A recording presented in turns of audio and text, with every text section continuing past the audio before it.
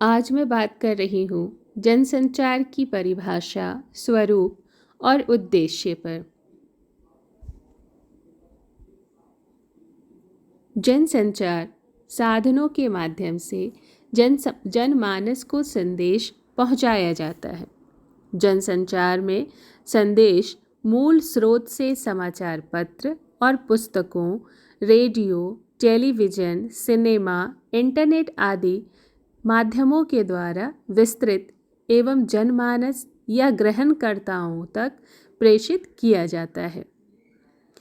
Emery के अनुसार जनसंचार उद्देश्य से विकसित किए गए मीडिया के उपयोग के द्वारा अधिकांश और विभिन्न प्रकार के श्रोताओं को सूचना, विचार और दृष्टिकोण का संचार करना है।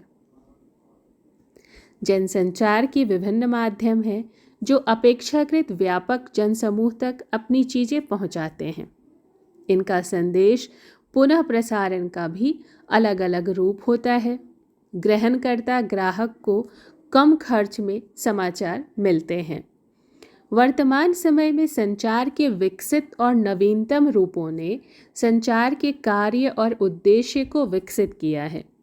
संचार समाज की मानसिक अवस्था, वैचारिक चिंतन की प्रवृत्ति, संस्कृति, जीवन को विभिन्न दिशाओं को नियंत्रित करने में भी महत्वपूर्ण भूमिका निभाता है। वह व्यक्ति को समाज के साथ जोड़ता है और इसके कुछ उद्देश्य इस प्रकार हैं।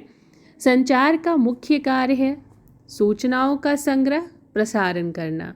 प्रत्येक दिन समाचार पत्र, रेडियो, टेलीविज़न, कंप्यूटर, इन सभी माध्यमों से समाज की जो विविध घटनाएं हैं, आपात परिस्थितियां हैं, त्रासदी घटनाएं हैं, नवीनतम जो खोज होती हैं, वैज्ञानिक प्रगतियों के बारे में, सामाजिक उन्नति के बारे में, राजनीतिक स्थितियों के बारे में सूचनाएं दी जाती हैं और इन सब से समाज को परिचित कराया जाता है। जनसंचार के द्वारा ही समाज में रहने वाले लोगों का समाजीकरण होता है। व्यक्ति और व्यक्तियों के समूह के बीच आपसी सहयोग और साझेदारी के लिए आवश्यक है कि जनसंचार बना रहे। जनसंचार के द्वारा केवल सूचनाएं ही संप्रेषित नहीं की जाती, बल्कि समाज की प्रत्येक गतिविधि और जीवन धारा के अनसुलझे प्रश्नों, उनके कारणों तथा परिणामों के विषय में भी समाज को परिचित कराया जाता है। समाज इस ज्ञान को अर्जित कर अपनी जीवन की दिशा को तय कर सकता है। मानव जीवन को निरस्ता और तनाव मुक्त वातावरण में संचार विभिन्न माध्यमों द्वारा जन समुदाय का मनोरंजन भी करता है। यह माध्यम विभिन्न कार्यक्रमों के द्वारा मानव जीवन को सरस बनाते हैं। गीत, संगीत, फिल्म, कविता, नाटक, धारावाहिक, वृत्तचित्र, रूपक, कार्टून, इन सब के द्वारा समाज को मनोरंजन देने का कार्य भी जनसंचार के माध्यम करते हैं और मनोरंजन के साथ साथ संदेश भी संप्रेषित किया जाता है। जनसंचार के माध्यम राष्ट्रीय एकता और अखंडता की दृढ़ता में भी कारगर हैं। भारत विभिन्न वर्गों, जातियों, मतों, धर्मों, संप्रदायों और विचारधाराओं का देश है। इन सब के बावजूद यदि भारत को धर्मनिरपेक्ष कहा जाता है तो उसमें जनसंचार के माध्यमों की महत्वपूर्ण भूमिका है।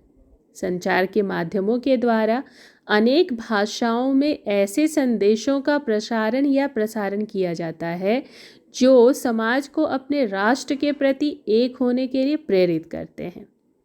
यह जनसंचार के माध्यम राष्ट्र के सांस्कृतिक उन्नयन में सहायक होते हैं। राष्ट्र की महानतम उपलब्धियों को विश्व में प्रसारित करने के साथ साथ वह संस्कृति के सभी प्रतिमानों के विकास के लिए अपना योगदान देते हैं। संचार उपर्युक्त कारणों एवं उद्देश्यों के अतिरिक्त जनमत का निर्माण करने में भी अपनी महत्वपूर्ण भूमिका निभाता है। वह समाज की सोच को प्रभावित करता है। वह लोगों को अपनी परंपरा और वर्तमान के बीच सामंजस्य बिठाने में सहयोग देता है। वह प्रकृति और समाज के बीच भी एक सेतु का कार्य करता है। यदि जनसंचार नहीं हो तो मानव मृतकों के समान महसूस करेगा।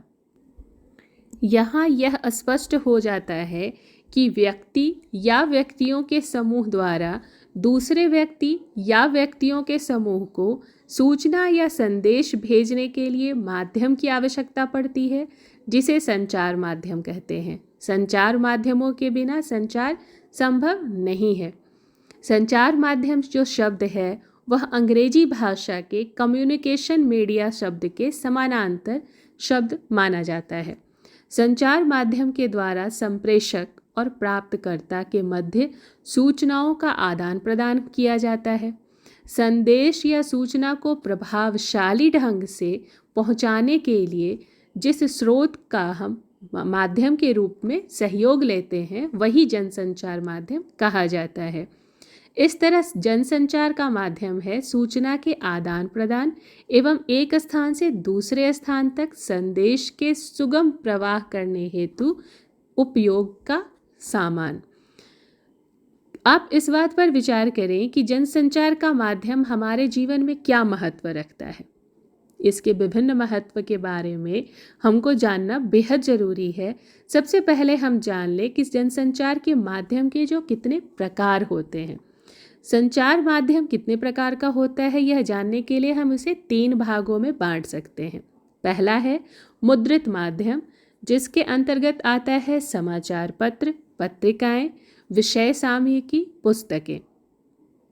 दूसरा है इलेक्ट्रॉनिक माध्यम, इसके अंतर्गत आता है telegram, telephone, radio, television, teleprinter, telex, fax, teletext, video texts, teleconference, web, internet. मुद्रित माध्यमों में सर्वप्रथम मुद्रण का उद्भव चीन में हुआ था और इसके अंतर्गत हमारे धीरे धीरे प्रगति को हम सभी जानते हैं और इसके अंतर्गत समाचार पत्रों को भी हम समझते हैं, पत्रिकाओं को समझते हैं, पुस्तकों को समझते हैं। इलेक्ट्रॉनिक माध्यम में हम जानते हैं रेडियो आता है, टेलीग्राफ आता है, टेलीफोन आता है, टेलीविज़न आता है, टेलीप्रिंटर आता है, टेलेक्स आता है, कंप्यूटर, फैक्स, टेलीटेक्स्ट्स और वीडियो टेक्स्ट, ये सभी कुछ इसके अंतर्गत आते हैं। मोबाइल फ़ोन भी आते हैं, इंटरनेट आते हैं। संचार माध्यमों का महत्व क्या है यह हम जाने तो किसी भी सूचना, विचार या भाव को दूसरों तक पहुंचाना ही संचार या कम्युनिकेशन कहलाता है। एक साथ लाखों करोड़ों लोगों तक सूचना पहुंचाना संचार या जनसंचार माध्यम कहलाता है। मानव सभ्यता के विकास में जनसंचार की महत्वपूर्ण भूमिका है। आज जब हम सभी जानते हैं कि टेलीफोन, इंटरनेट जैसी सुविधाएं हमारे साथ हैं, लेकिन पहले चिट्ठी लिखकर लोग हाल समाचार लोगों तक पहुंचाते थे। यह लिखने की व्यवस्था संदेश पहुंचाने की व्यवस्था थी। पुराने समय में राजा के हर कार्य पैदल या घोड़े की सवारी करते हुए राजा के संदेश दूसरी जगहों तक ले जाते थे, लेकिन आज के दिनों में यह बेहद आसान है। ईमेल कर सकते हैं हम, आसानी से किसी को टेलीफोन कर सकते हैं हम। जनसंचार की बढ़ती ज़रूरतों को देखते हुए तरह तरह के जनसंचार के माध्यम का विकास कर लिया गया है। जल्दी से जल्दी सूचनाएं पहुंचाने की दुनिया में होड़ लगी हुई है और अब समाचारों का प्रसारण एक निश्चित समय पर नहीं होता, 24 घंटे होता रहता है। विचार, भाव और सूचनाओं को दूसरों तक पहुंचाने की जल्दी में पत्रकारिता की दुनिया लगी हुई है। इसका कार्य है सूचना पहुंचाना, मनोरंजन करना और शिक्षा देना।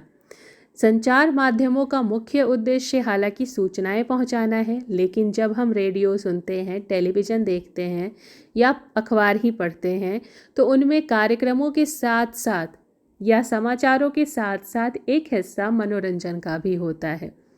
तो इस पर हम जब विचार करें कि जनसंचार के माध्यमों का मुख्य उद्देश्य क्या है, तो संचार फैलाना, सूचनाएं फैलाना और एक तरह से शिक्षा और मनोरंजन भी करना।